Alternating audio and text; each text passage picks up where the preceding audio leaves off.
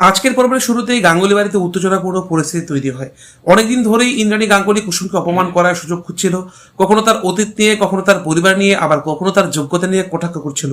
কুসুম এতদিন সবকিছু চুপচাপ সহ্য করেছে, কারণ সে জানতো তর্কে নয়, কাজেই জবাব দিতে হয়।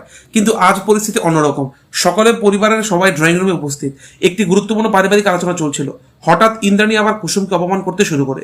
প্রথমে কুসুম চুপ থাকে, কিন্তু ইন্দ্রাণী একের পর এক সীমা ছাড়িয়ে যেতে থাকে। আয়ুষ্মানও অস্বস্তিতে পড়ে যায়। সে বুঝতে পারে পরিস্থিতি খারাপের দিকে যাচ্ছে।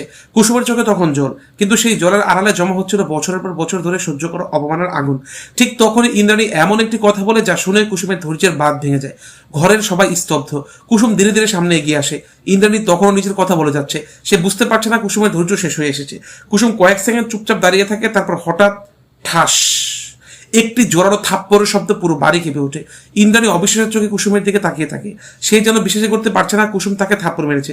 আয়ুষ্মান হতবাক।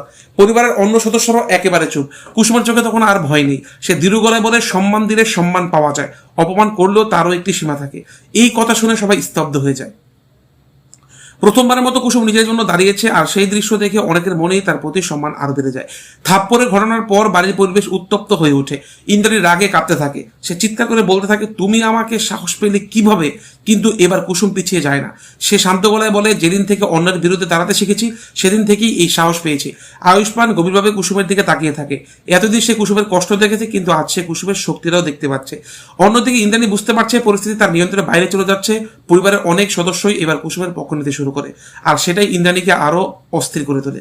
রাতে আয়ুষ্মান কুসুমের সঙ্গে একা কথা বলতে যায়। সে জানতে চায় আজ হঠাৎ এমন সিদ্ধান্ত কেন নিল কুসুম। কুসুম অনেকক্ষণ চুপ থেকে নিজের মনের কষ্টগুলো বলতে শুরু করে। সে জানায়, কতবার অপমানিত হয়েছি, কতবার চুপ থেকেছি, কতবার ভেবেছি সব ঠিক হয়ে যাবে, কিন্তু প্রতিবারই পরিস্থিতি আরো খারাপ হয়েছে। আয়ুষ্মান চোখ ভিজে ওঠে। সে বুঝতে পারে কুসুমের রাগের পেছনে কতটা কষ্ট লুকিয়ে আছে। অন্যদিকে ইন্দ্রাণী নিজের ঘরে বসে নতুন পরিকল্পনা করতে শুরু করে। সে মনে মনে প্রতিজ্ঞা করে এই অপমানের বদলা সে নেবেই। পরদিন সকালে পুরো বাড়ি এখনো আগের দিনের ঘটনা নিয়ে আলোচনা করছে। কেউ ভাবতেই পারেনি শান্ত স্বভাবের কুসুম একদিন এভাবে প্রতিবাদ করবে। আয়ুষ্মান সবার সামনে দাঁড়িয়ে একটি বড় সিদ্ধান্ত নেয়। সে স্পষ্ট জানিয়ে দেয় কুসুমের সম্মানের বিরুদ্ধে আর কোনো কথা সে সহ্য করবে না।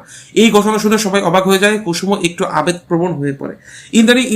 অন্যদিকে ইন্দ্রাণী আরো ক্ষুব্ধ হয়ে ওঠে, কারণ সে বুঝতে পারে ধীরে ধীরে পরিবারের সমর্থন কুসুমের দিকে চলে যাচ্ছে। শেষ দৃশ্যে দেখা যায় কুসুম দৃঢ়ভাবে দাঁড়িয়ে আছে, আর দূরে দাঁড়িয়ে ইন্দ্রাণীর রাগে তাকিয়ে আছে তার দিকে।